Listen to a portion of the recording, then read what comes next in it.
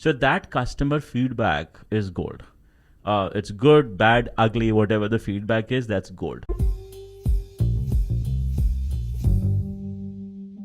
Hey everybody, thanks for joining us and welcome to the Founders in LA podcast. I'm your host Ethan Cole, and this is an opportunity to shine the spotlight through a product lens on some of the exceptional founders we have as part of the LA community in an unedited, one-take organic conversation. With us back in the studio, Sumeet Rana.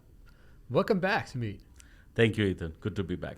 This is going to be an awesome episode, an update on what he's been working on. But first, a word from our sponsors. Founders in LA is brought to you by Nearshore.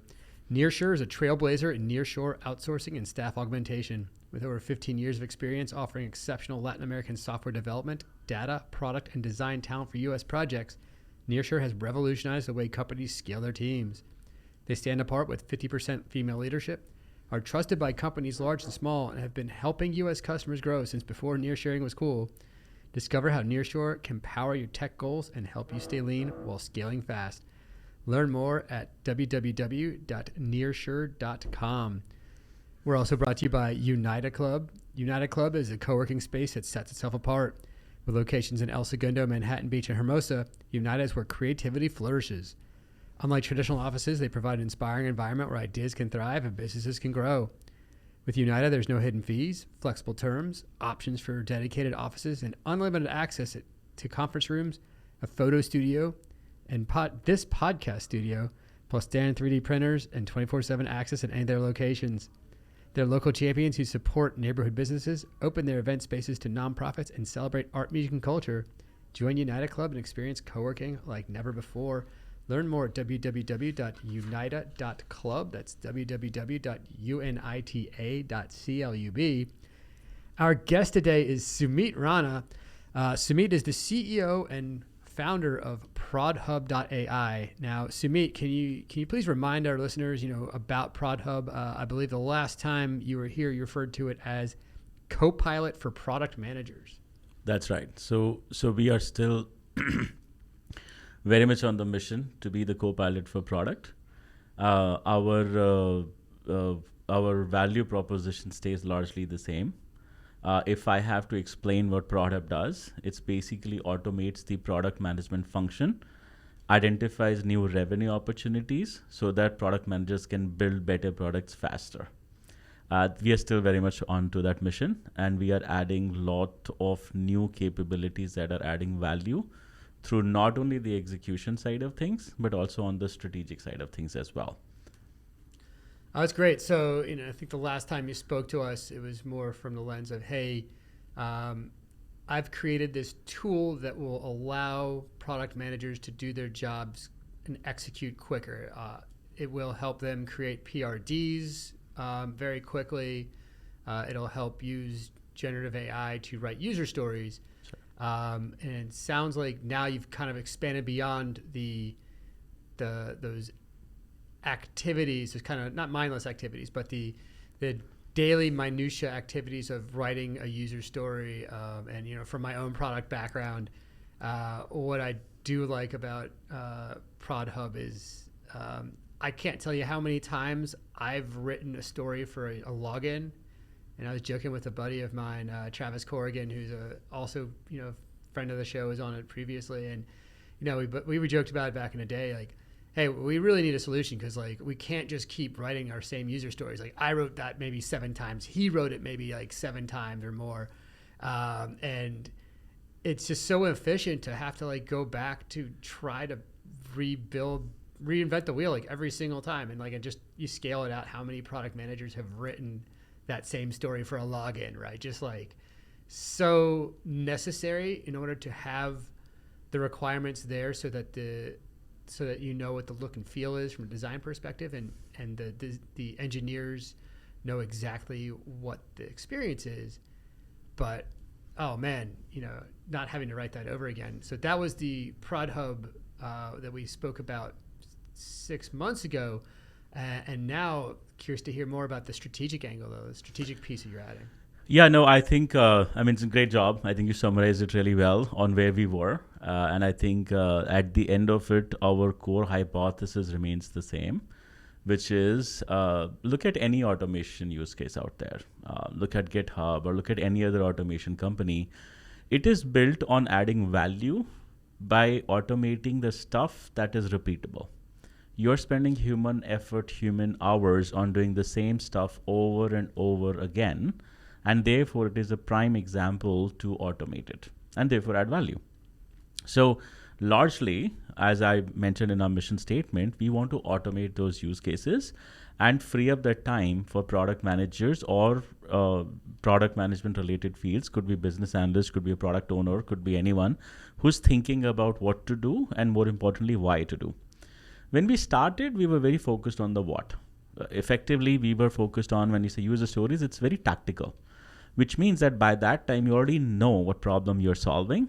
And now you're going and creating that solution. You're creating that user story. You're creating those use cases, right? So we started there because it was an easy thing to do. It was the low-hanging fruit. And it also is probably where most of the pain is. And so we started with that. Over the last 6 months, what has happened is, as we're doing more and more interviews and we're speaking to more and more customers, we are getting feedback from product managers, especially who are more on the senior side or the product leadership side. And they started talking to us about, well, I don't spend that much time on writing user stories. My product owner does it. So we got it covered on the product owner side. But then when you're talking to a product manager, they're saying, well, I'm spending more time thinking about what problem am I solving? And is that big enough? Am I going after the right audience? They're thinking about all those questions that you normally want to think. If you're writing a PR FAQ or you're writing a PRD, that is where you're spending significant time. Because that's where most of the thinking part comes in. That's where most of the value comes in. So we said, no problem, we'll automate that. So we kind of automated the PRDs. But then again, when you write a PRD, at that time, you already thought about what problem you're trying to solve, right? So now we've actually expanded that spectrum. So we started doing that where we said, okay, we automated the PRD, and that's a good first draft, but you don't write a PRD in 5 minutes. You can never do that. If you're solving a big problem, it needs deep thought, it needs collaboration, it needs stakeholder management, it needs a lot of those aspects where the PRD takes a shape of the initial idea to building it over a period of time into a solid business case, right? So how can we enable product managers in building that solid business case? So what we did was we added product discovery and ideation tool in there. So now when you get that PRD, you can actually probe further and you can say, okay, give me competitor data, give me the market size. And so we've actually enabled AI prompts within our tool where you can just click of a button and it expands on the original PRD idea and then gives you like say 20 ideas on what else you could do. So that's where the strategic part comes into play, where you build on the initial idea, going back to the similar framework of divergence and convergence. So first you explore all the ideas, and out of those ideas, you can bring them back into what are the most impactful that are relevant to you. Today, what we're doing is we're pushing it even further. Very soon, it's not live yet, very soon we will have an opportunity dashboard. The opportunity dashboard is actually going to go to even further back before you think about writing a PRD. You have to first think about the problem that you're trying to solve. You have to think about what are the possible solutions. And it's a fun kind of a thing that I used to hear at Disney and maybe some other organizations too. When you're a large organization and you're doing good, the favorite line that I used to hear is, we are drowning in opportunities.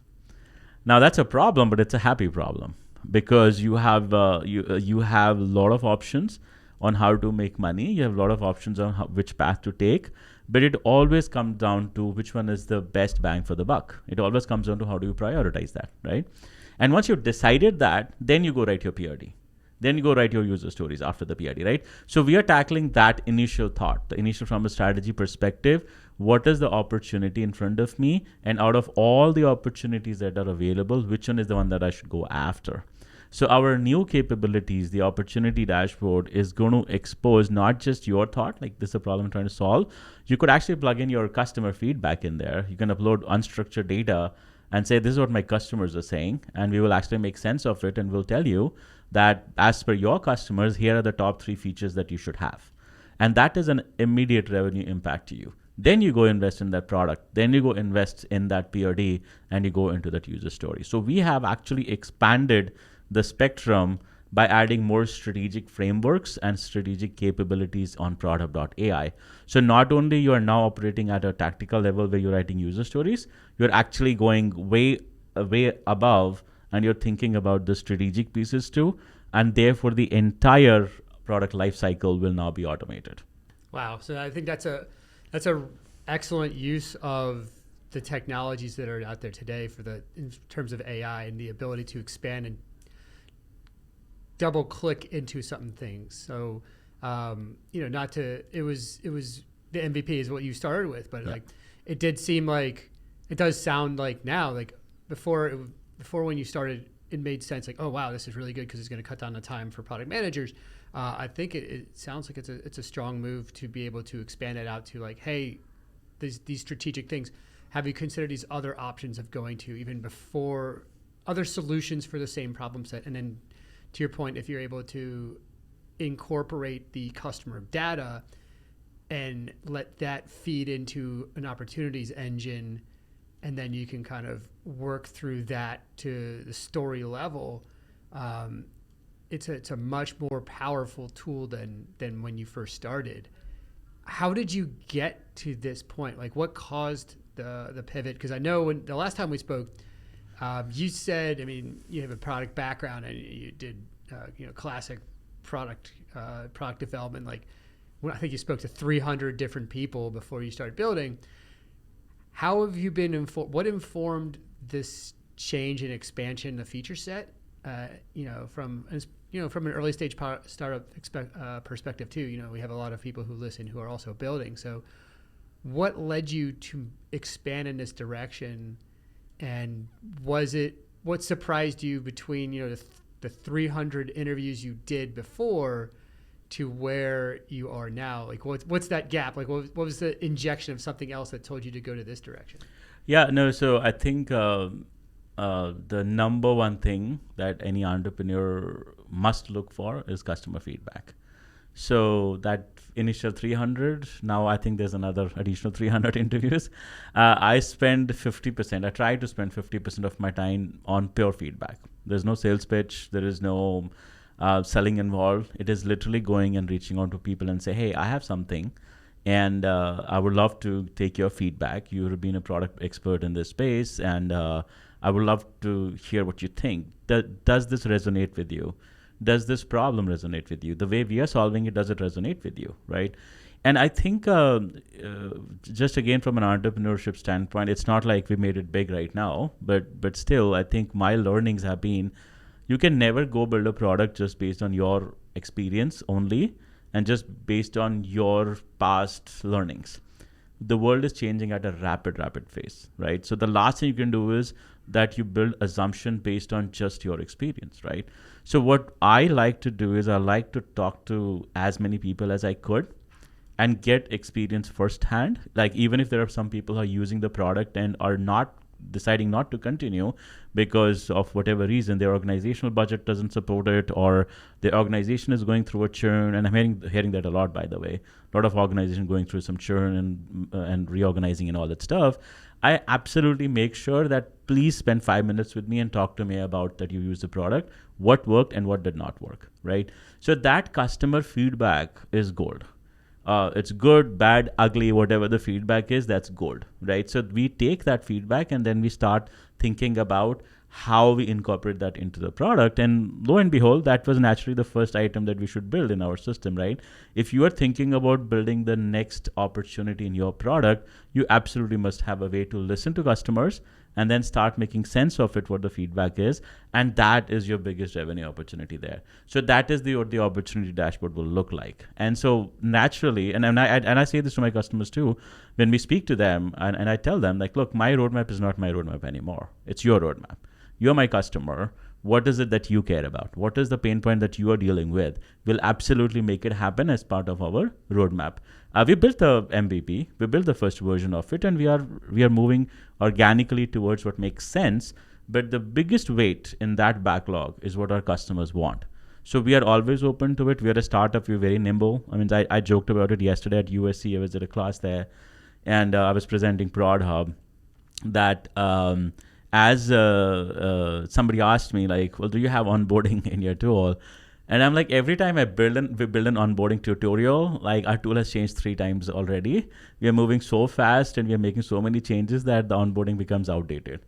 So we are really struggling with that, because as a small team, we are very quick to make changes and very quick to see like how the response is.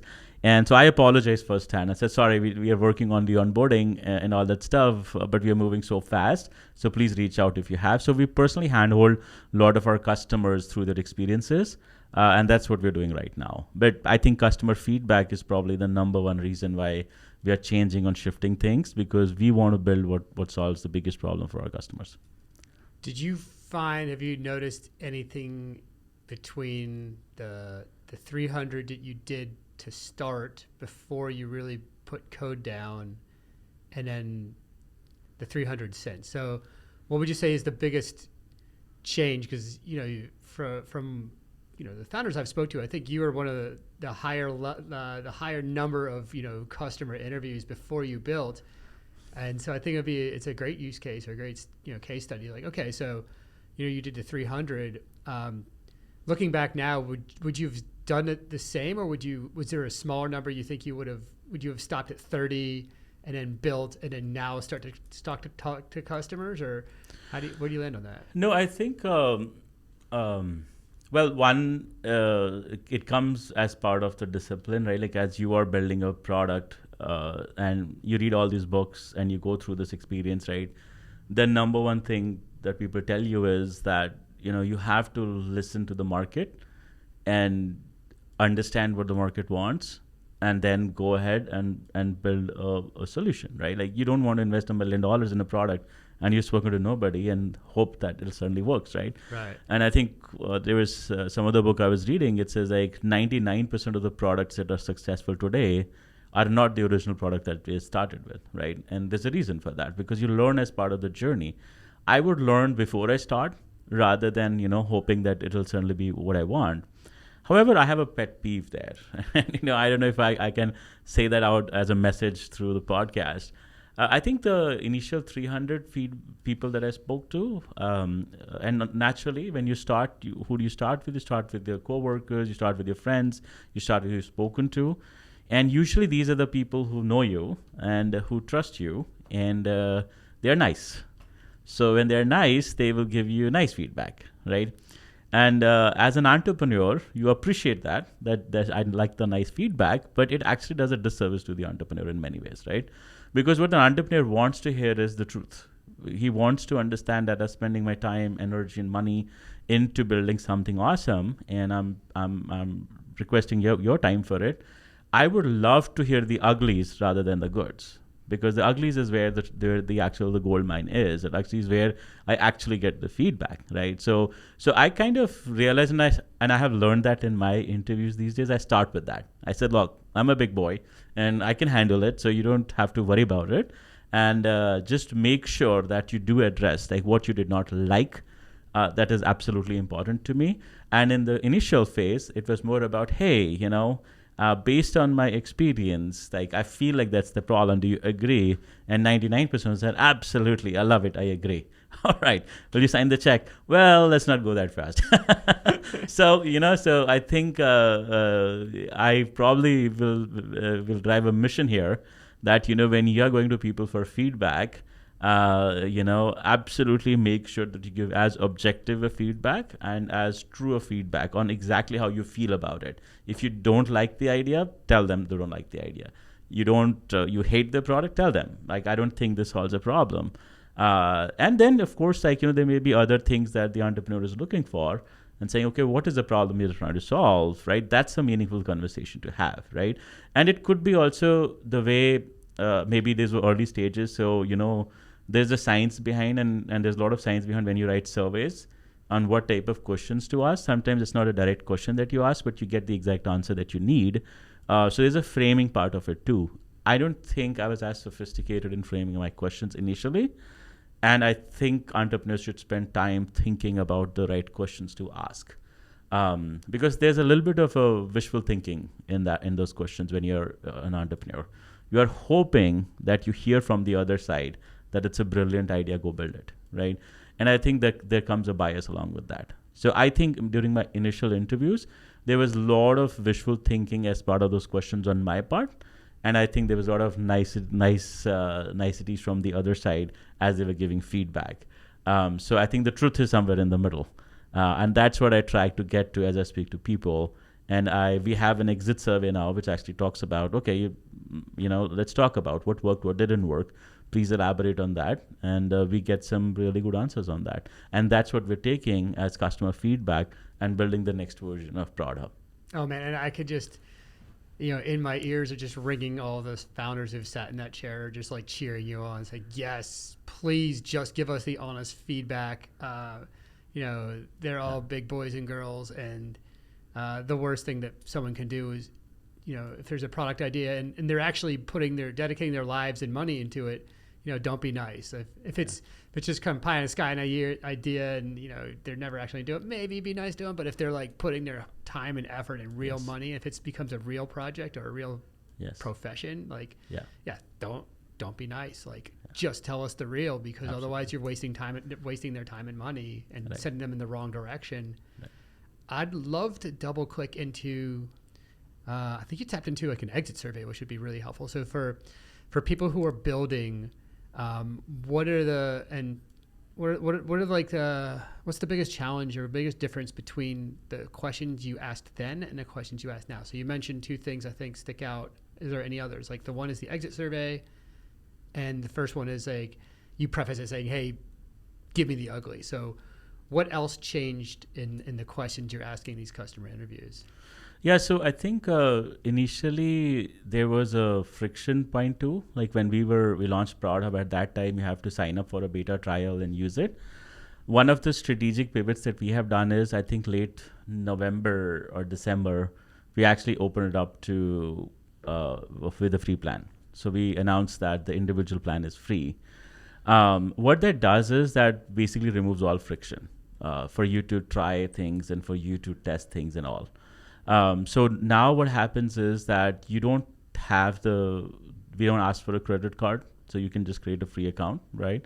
And then you use the product. So when we are asking those questions, we actually go into the account and we actually look at some of the stories you've written, some of the PRDs you've written. Like one of the things, enhancement that we are doing on the PRD is, and we got a feedback as part of a similar conversation that, oh, this is great, but our PRDs are slightly different. I'm like, no problem. Like we can make it configurable.